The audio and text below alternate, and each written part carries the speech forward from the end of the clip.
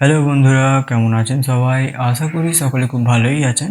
এর আগের ভিডিওতে আমরা আর্ডিনো বোর্ডের সম্পর্কে ডিটেলসে জেনেছিলাম, আর আজকের এই ভিডিওতে আমরা আর্ডিনো বোর্ডকে প্রোগ্রামিং করতে গেলে যে সফটওয়্যারটার প্রয়োজন হয় আর্ডিনো আইডি, ওইটাকে কিভাবে আমরা আমাদের সিস্টেমে ইনস্টল করব, কিভাবে ব্যবহার করব, সেটাই আজকের এই ভিডিওতে আমরা দেখব।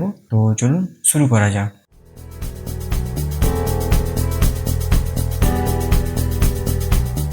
ওকে, তো সর্বপ্রথম আমি চলে যাব গুগল ক্রোম ব্রাউজারে। আপনারা যে কোনো ব্রাউজারে যেতে পারেন। এখানে গিয়ে সার্চ করব আর্ডিনো আইডি। এরপর প্রথমেই আসবে www.arduino.cc। এই প্রথম ওয়েবসাইটটাতে আমরা ক্লিক করব। ক্লিক করলেই এখানে এইরকম একটা ওয়েবসাইট খুলবে। একটু নিচের দিকে গেলে এখানে অ্যাকসেপ্ট করে নিব। নিচের দিকে গেলে এখানে একটা ডাউনলোড অপশান পাবেন। তার আগে এখানে এই যে অ্যারোটাতে ক্লিক করে আপনারা আপনাদের অপারেটিং সিস্টেম অনুযায়ী ডাউনলোড করবেন। এখানে উইন্ডোজ, লিনাক্স, ম্যাক তিনটেই আছে। তো আমার যেহেতু উইন্ডোজ, এখানে windows win 10 or never 64 bit এখানে ক্লিক করব। দেন এখানে ডাউনলোড। ওকে, এটা অটোমেটিক এখানে ডাউনলোড হওয়া শুরু করে যাবে। 160 এমবির ফাইল আছে। যাই হোক, আমি এখানে এটাকে ক্যান্সেল করে দিচ্ছি, কারণ আমি অলরেডি এটাকে ডাউনলোড করেই রেখেছি। তো আমি এটাকে ফার্স্টে এখানে ওপেন করে নেব।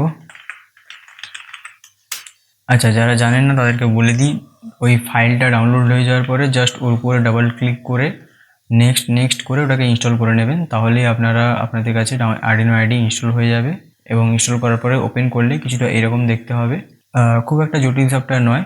তো প্রথমত এখানে উপরে স্কেচ, আপনার যে ফাইল নামটা ওইটা দেখাবে। এখানে স্কেচ সবসময় আসে এখানে। যাই হোক, আমার ভার্সানটা হচ্ছে 2.3.8। এখানে প্রথমে আছে ফাইল। ফাইলের মধ্যে নিউ স্কেচ, ওপেন। কোনো যদি কোড আপনার কাছে, কোড ফাইল যদি আপনার কাছে থাকে, সেটা আপনি এখান থেকে ওপেন করতে পারেন। এখানে কিছু কিছু এক্সাম্পল দেওয়া আছে, কিছু না, এখানে অনেক এক্সাম্পল দেওয়া আছে। যাই হোক, ক্লোজ।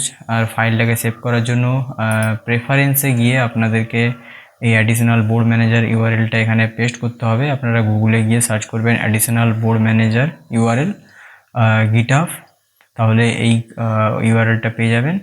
এটা এখানে পেস্ট করে দেবেন। আর আর আর আর কিছু নেই। আর এগুলো আমরা পরে দেখব। এখানে এডিটে বেশি কিছু নেই। মেইন আমাদের যে জিনিসটা লাগে সেটা হচ্ছে এই যে ইনক্লুড লাইব্রেরি। দেন এখানে ম্যানেজ লাইব্রেরি। আমরা এখান থেকে গিয়ে বিভিন্ন লাইব্রেরিকে ইনস্টল করে থাকি, বা কোনো জিপ লাইব্রেরি যদি আমরা অন্য কোথাও থেকে ডাউনলোড করে থাকি, সেটা আমরা এখানে অ্যাড করতে পারি। ওকে, বাই দ্য ওয়ে আমরা এটা এখান থেকেও করতে পারি। এই যে লাইব্রেরি ম্যানেজার, আর এখানে আছে বোর্ড ম্যানেজার। ওকে, আর এখানে আছে স্কেচবুক। যাই হোক, তো এখানে আর আছে ভেরিফাই, মানে এটা কম্পাইল করে। কম্পাইল মানে হচ্ছে আপনার কোডে কোনো এরর আছে কিনা ওইটাকে ডিটেক্ট করে। দেন আছে আপলোড। আপনারা যদি এখানে ক্লিক না করে ডাইরেক্ট এখানেও ক্লিক করেন তাহলেও আগে কম্পাইল হবে, দেন এখানে আপলোড হবে। ওকে, যদি কোনো বাগস আসে, মানে কোনো অসুবিধে হয়, তাহলে এখানে দেখাবে। আর এখানে আমাদেরকে বোর্ডটা সিলেক্ট করতে হয়। আর এখানে আমরা মেনলি কোডটাকে লিখি। তো প্রথমত আমি এখানে আমার আর্ডিনো বোর্ডটাকে আমার ল্যাপটপের সাথে কানেক্ট করে নিব। ওকে, আমি কানেক্ট করে নিয়েছি। এরপর আমি যাব সিলেক্ট বোর্ডে। এখান থেকে COM11 দেখাচ্ছে, আমার বোর্ডটা কানেক্ট আছে। আমি এখানে ক্লিক করব। এখানে ইউএনও লিখে সার্চ করব, যেহেতু আমাদের বোর্ডটার নাম হচ্ছে আর্ডিনো ইউএনও। তো আমি এখানে আর্ডিনো ইউএনও পুরোটা না লিখে জাস্ট ইউএনও লিখে সার্চ করব। এই যে আর্ডিনো ইউএনও এসে গেছে। এখানে COM11 সিলেক্ট করাই আছে। যদি আপনি ইউএসবি হাবের থ্রু দিয়ে ব্যবহার করেন, তাহলে আপনাকে এক একটা করে চেক করতে হবে কোনটাতে আপনার পোর্টটা কানেক্ট হয়েছে। যাই হোক, আমি এখান থেকে ওকে, আমার বোর্ড এখানে কানেক্ট হয়ে গেছে আর্ডিনো ইউনো। এরপর আমরা এখানে আমাদের কোডটা লিখবো আর এখানে আপলোড করব। ওকে, তো এখানে বোর্ড ম্যানেজারে গিয়ে আমি যদি আর্ডিনো লিখে সার্চ করি, এখানে আর্ডিনো অ্যাভিয়ার বোর্ড আমার এখানে এটা ইনস্টল করা আছে। আর আর্ডিনো ESP32 বোর্ড। ESP32 হচ্ছে একটা মাইক্রো কন্ট্রোলার বোর্ড, যেটা আর্ডিনোরই মতো, বাট ডিফারেন্স হচ্ছে আর্ডিনোর এই ভ্যারিয়েন্টটাতে আমাদের ওয়াইফাই ব্লুটুথ থাকে না। ওয়াইফাই ব্লুটুথের জন্য অন্য বোর্ড কিনতে হয় আর্ডিনোর, সেটা অনেক দামিও হয় আর মার্কেটে অ্যাভেলেবেলও থাকে না।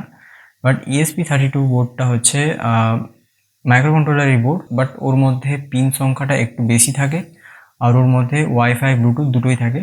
তো সেটা হচ্ছে আর্ডিনো ESP32 বোর্ড। এটা আর আমার ইনস্টল করা আছে। বা আমি যদি এখানে শুধু ESP32 লিখে সার্চ করি,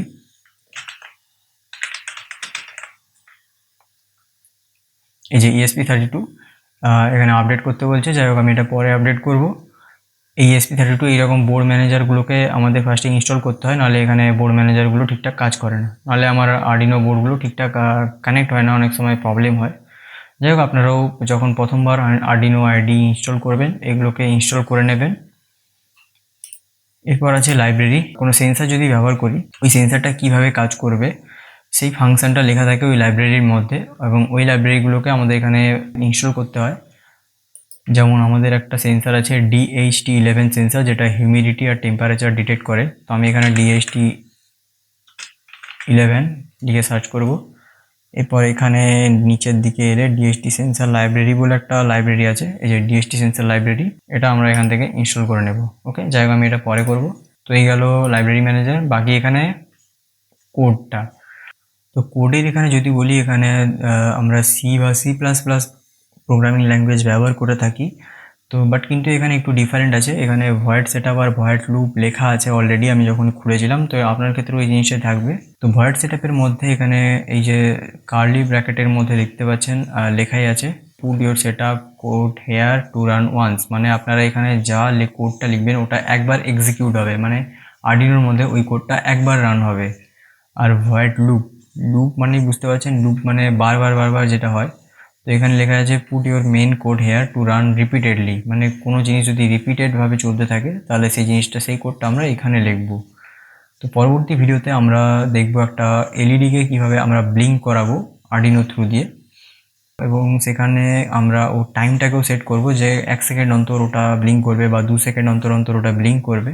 তো আশা করি আপনারা আর্ডিনোর বেসিক ফাংশনটুকু বুঝে গেছেন এবং আর্ডিনো আইডি ব্যবহারও করতে পারবেন। তো আজকের ভিডিওটা এই পর্যন্তই। যদি ভিডিওটা ভালো লাগে অবশ্যই একটা লাইক করবেন, চ্যানেলটা সাবস্ক্রাইব করতে ভুলবেন না। ধন্যবাদ।